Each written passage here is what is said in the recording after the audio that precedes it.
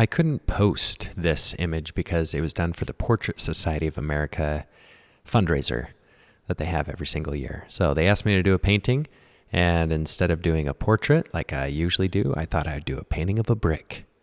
Yes, lots of artists have done paintings of bricks. I've even done lots of paintings of bricks and sold most of them.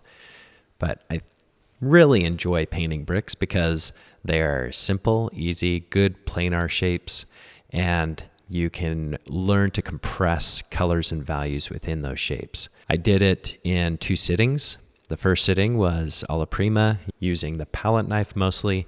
And then after it dried for about a week, because I used Galkid to be able to increase the speed of drying, and lead white, that also increased the speed of drying, I was able to paint a second layer on top of it after about a week or so of it curing. I did a simple wash at the very beginning, as you could see that, drew it in, and then started to paint in the major value shapes with a little bit of color change. I try not to overmix my colors, so it looks like it's the same exact hue, value, and chroma within a plane. I like to have different subtle hues, values, and chromas within a certain plane.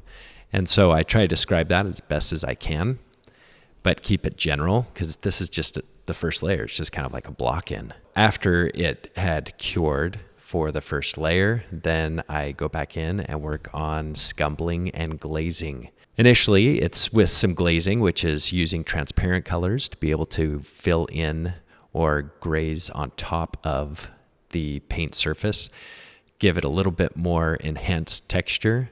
Then I use a little bit more opaque paint to do some scumbling and make it blend a little bit better in relation to the texture so that the texture didn't stand out too much.